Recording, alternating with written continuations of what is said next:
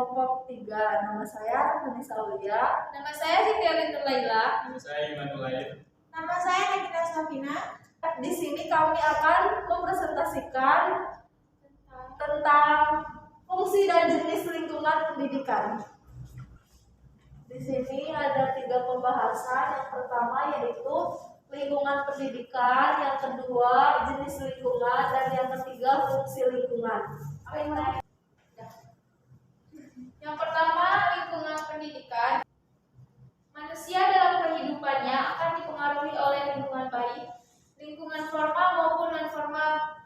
Di antaranya ada keluarga, sekolah, masyarakat luas. Perkembangan peserta didik tidak akan terlepas dari pengaruh lingkungan tersebut. Dengan kata lain bahwa keberhasilan pendidikan tidak dapat dihasilkan dari pendidikan formal saja, tetapi lingkungan mempunyai peranan yang begitu penting. Next. Lingkungan umum pendidikan dapat dibedakan menjadi 4. Yang pertama alam hayati, yang kedua alam non hayati, yang ketiga buatan, yang keempat sosial. Pendidikan merupakan usaha yang dilakukan secara sadar dan terencana untuk mewujudkan suasana proses pembelajaran dapat mengembangkan potensi dirinya agar memiliki kecerdasan, kepribadian, kekuatan spiritual, emosional, budi pekerti, dan akhlak mulia, serta keterampilan. Jadi, lingkungan pendidikan dapat diartikan sebagai kumpulan dari berbagai faktor lingkungan yang dapat mempengaruhi proses. 2. Jenis lingkungan. Ki Hajar Dewantara mengatakan bahwa lingkungan itu ada 3 atau disebut tribusan. A. Keluarga. Ki Hajar Dewantara pernah mengatakan sebaik-baik tempat untuk melakukan proses pendidikan awal secara individual dan proses pengenalan sosial adalah lingkungan keluarga. Lingkungan keluarga merupakan pendidikan yang awal, madrasatul ula. Bersifat informal, berarti sebagai penanggung jawab adalah orang tua. Fungsi pendidikan dalam keluarga antara lain: 1. Menumbuh kembangkan emosional anak. Yang kedua, membentuk pendidikan moral anak. Yang ketiga, menanamkan pendidikan sosial anak. Yang keempat, sebagai awal pendidikan agama bagi anak.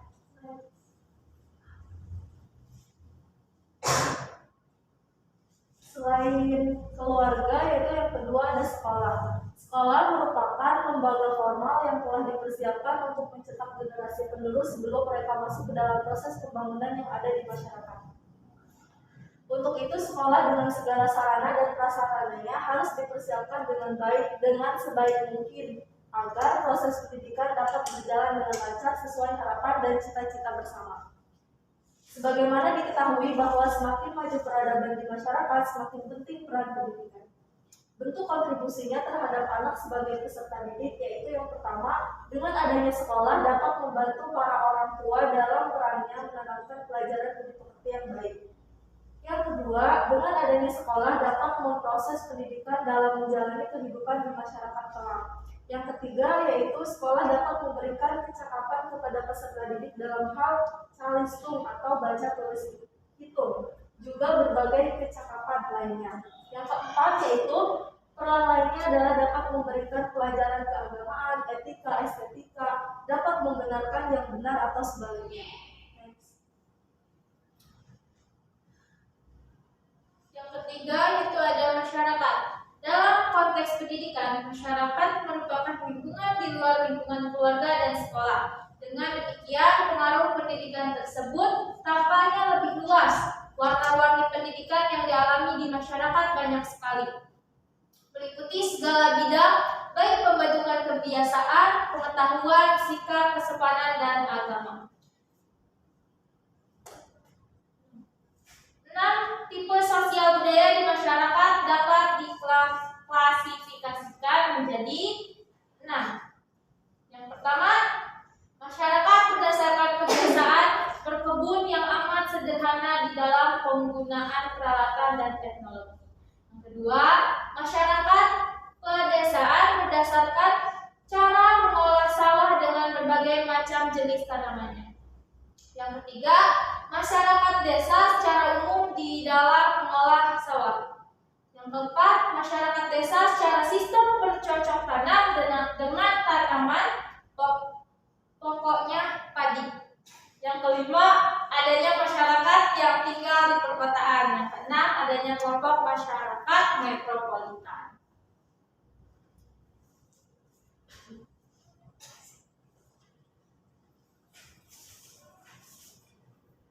Selanjutnya, fungsi lingkungan. Lingkungan mempunyai peluang besar di dalam memberikan kontribusi minimal dalam 3 hal.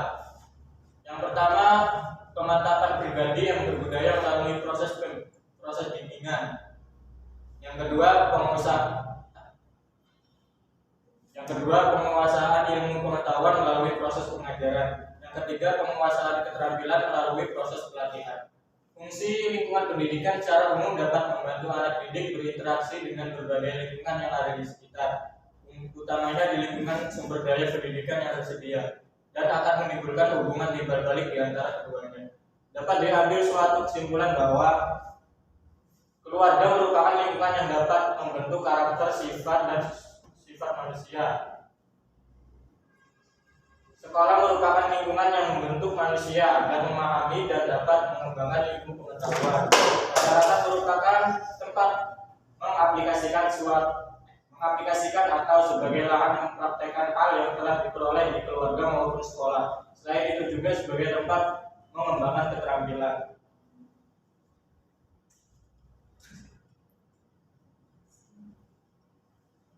Sesi tanya jawab. Teman saya akan menjawab pertanyaan dari Abdullah Sufah, yaitu pertanyaannya adalah Pertanyaan dari Bapak Abdullah Sufah, apakah ada jenis lingkungan selain yang disebutkan di dalam PPT tadi? Saya izin menjawab. Setelah kami mencari-cari, ternyata tidak ada jenis lingkungan selain yang disebutkan. Apa saja sih jenis lingkungannya?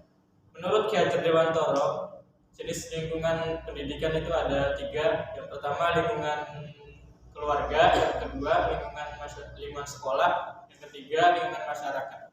Dan yang ketiga lingkungan tersebut biasa disebut tripusat pendidikan. Mungkin itu saja.